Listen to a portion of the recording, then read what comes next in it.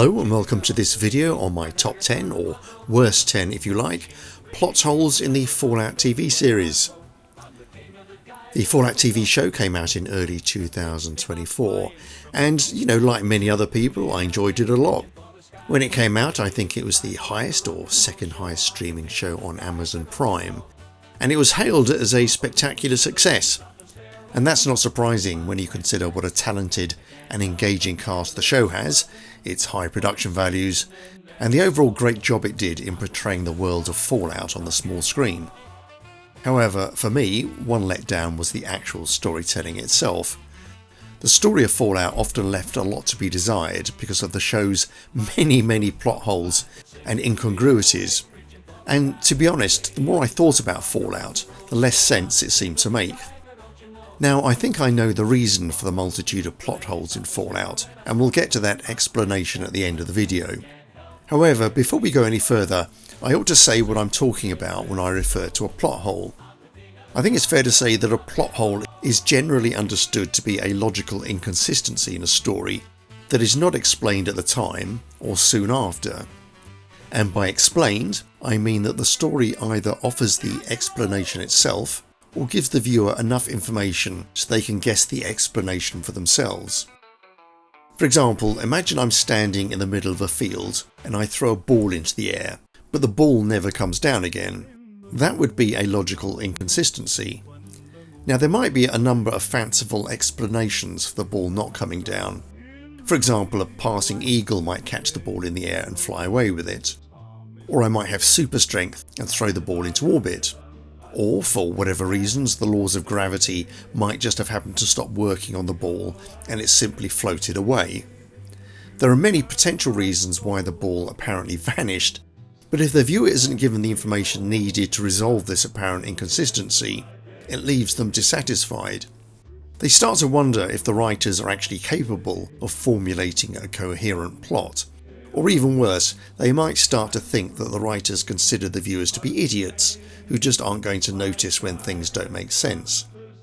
I've heard some people say that apparent plot holes in Season 1 might be resolved in Season 2, but that is entirely unsatisfying.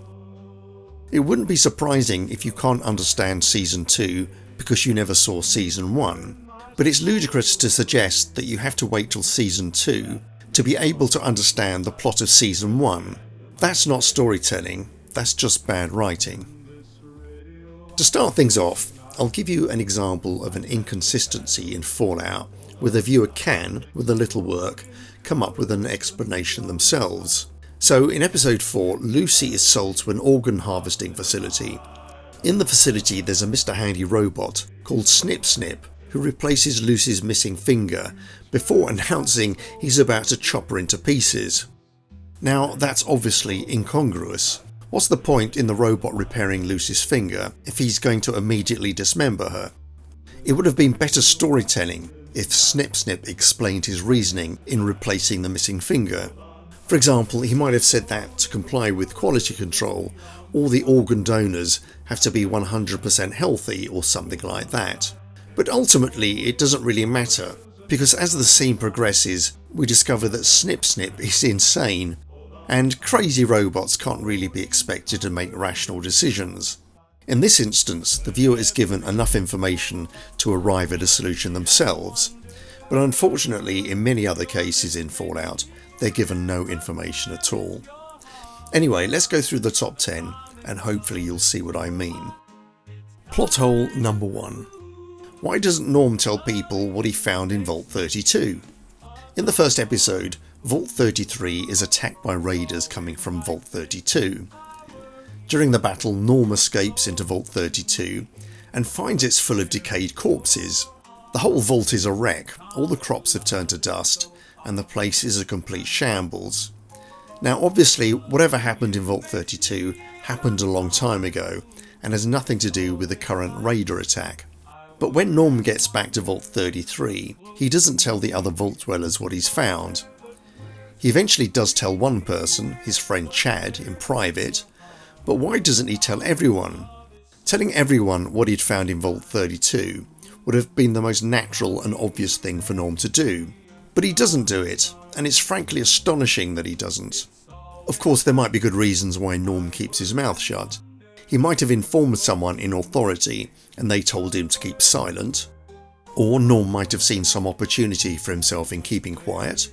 Or Norm might have wanted to do some additional investigating before he broke the news. But the viewer is offered no clues as to what is affecting Norm's behaviour. Norm's silence under these circumstances is both irrational and unnatural and represents a huge plot hole. Plot hole number 2. After the raider attack, why don't the Vault 33 dwellers explore Vault 32? As I've just outlined in plot hole 1, raiders coming from Vault 32 attack Vault 33.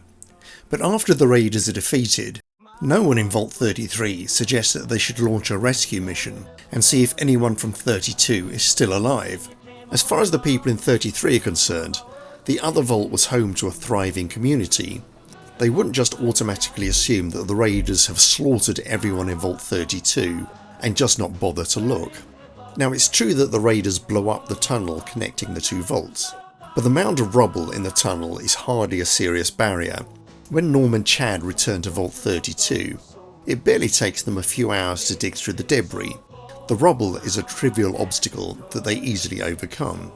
With the facts we're given in the show, it's inconceivable that the dwellers in Vault 33 would not have launched some kind of rescue effort. For this to make any sense at all, the writers should have offered a compelling reason not to go into Vault 32.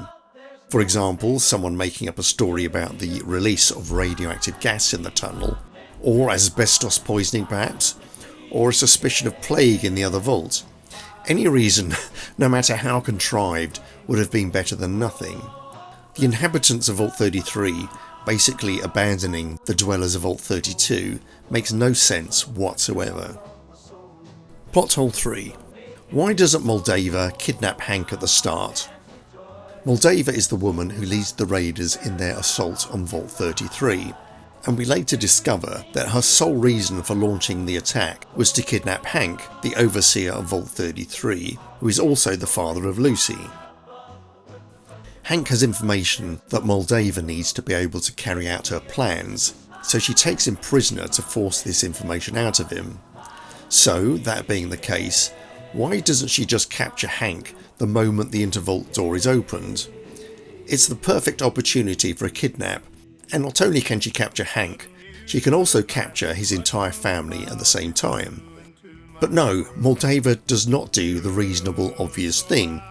Instead, she participates in a fake wedding that ends in a homicidal battle between Vault 33 and the raiders.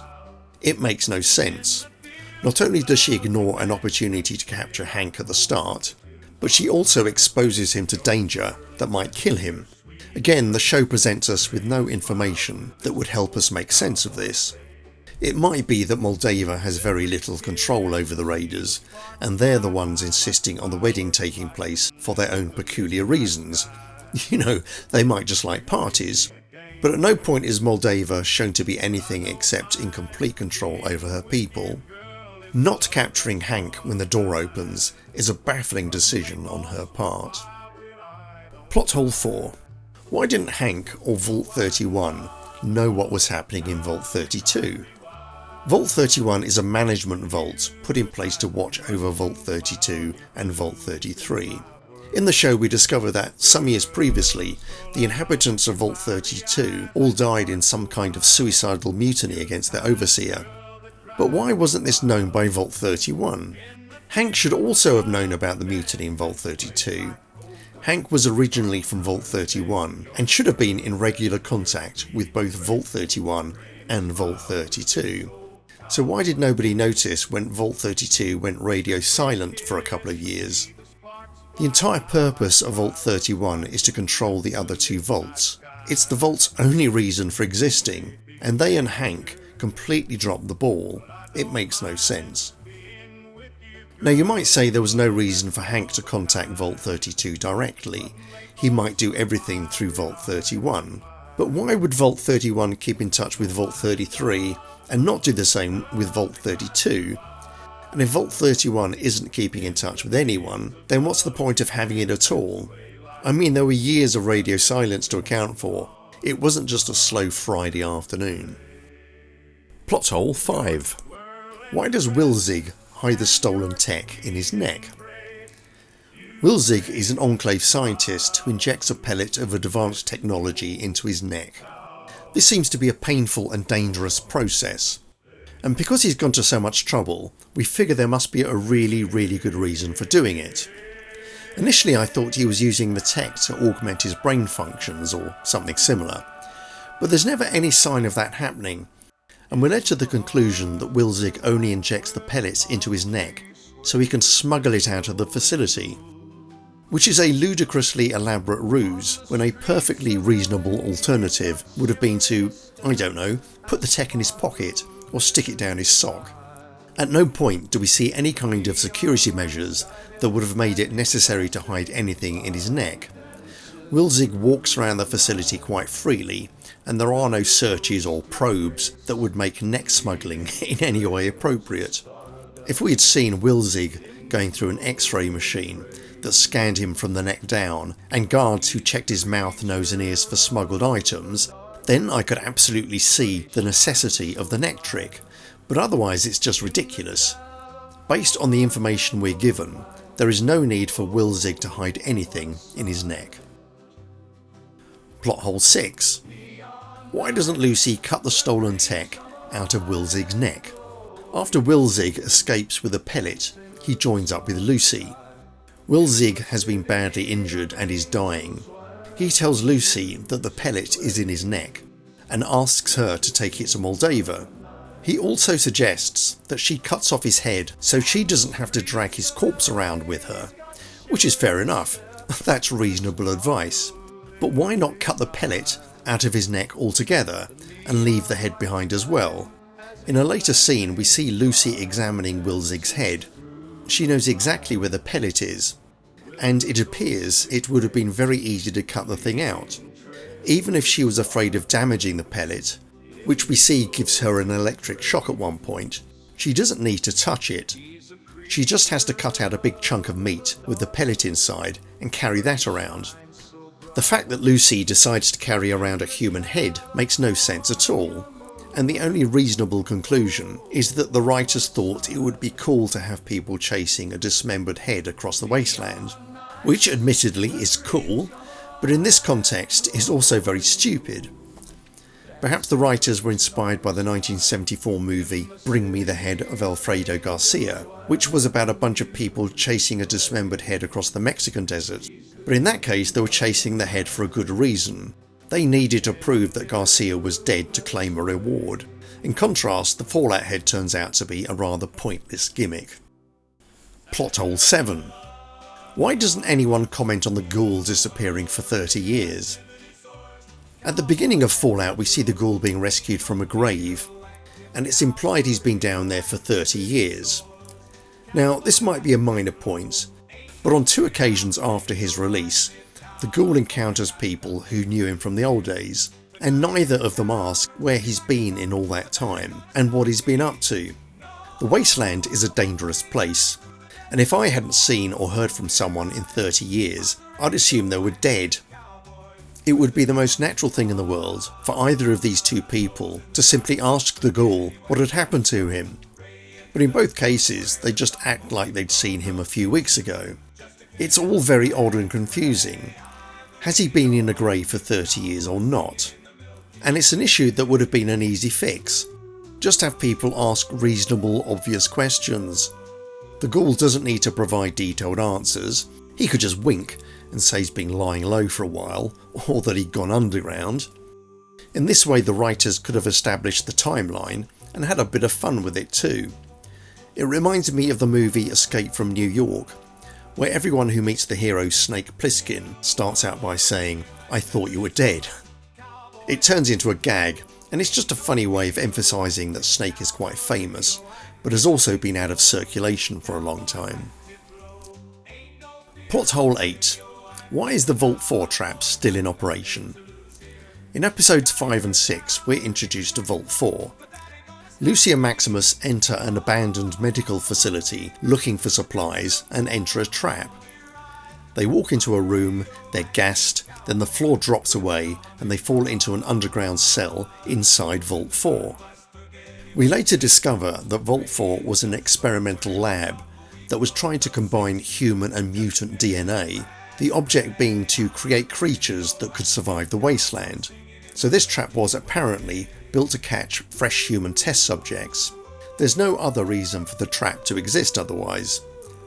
However, we also discover that the inhabitants of Vault 4 are now nice guys who like to help wastelanders and give them a fresh start. So, in that case, why on earth is the trap still in operation? Gassing strangers and dropping them through a hole in the floor is not a nice thing to do. No one likes a surprise gassing. If Vault 4 is looking for people to help, they can go above ground and find them. Within the show, it's established that they have teams of people who go above ground looking for supplies, so it's not like they're not used to doing this kind of thing. It would also be a very sensible approach, as there'd be less risk of them accidentally capturing some kind of cannibal psychopath or someone similar. Having a working trap is perfectly understandable when Vault 4 is being evil, but it's exceptionally dumb when Vault 4 is trying to be good. Plot hole number 9. Why does Lucy walk into Moldaver's base carrying the head? Lucy has Wilzig's head, and she wants to give it to Moldaver in exchange for her captured father Hank. But why does she just walk into Moldaver's compound carrying their head? It makes no sense. We've all seen hostage and ransom movies where all the people taking part take very elaborate precautions to prevent being double-crossed. It might be that Lucy is extremely naive, but she's never presented as being absolutely stupid, and she must realise that Moldaver can just take the head and give her nothing back. At the very least, she should have hidden the head somewhere outside the compound, then agreed to reveal the location once her father was free. That's the absolute minimum effort required.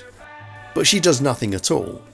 If the writers wanted to avoid an elaborate negotiation scene, they could have had Lucy just hide the head outside of the compound, go in, confront Moldaver, then have a couple of Moldaver's henchmen come in carrying the head. They could say that they'd been following Lucy the whole time and they'd seen where she'd stashed it. It's a shame, because having Lucy walk into the compound with no plan whatsoever just makes her look stupid. Plot hole number 10.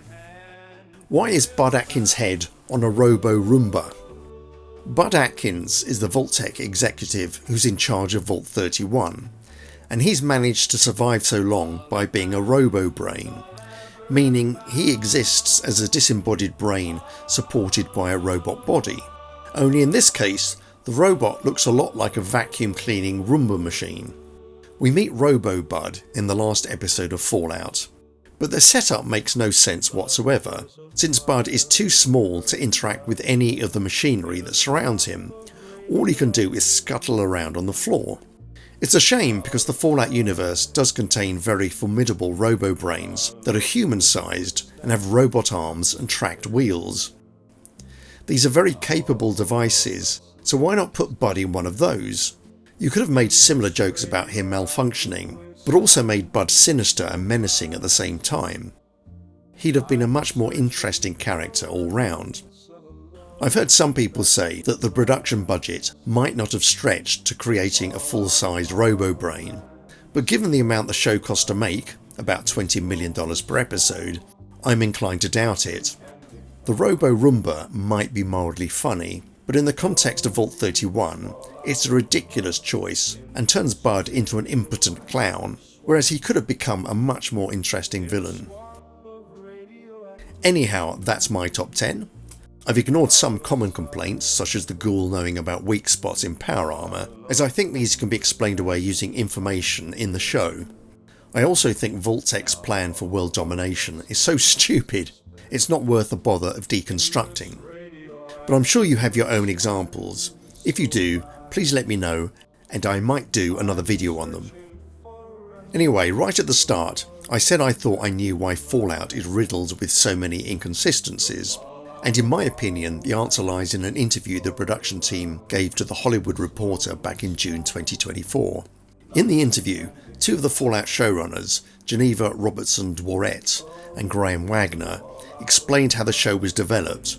And as part of this interview, Wagner said, I'm sure there's a cooler way to say follow your bliss, but that's sort of what it was.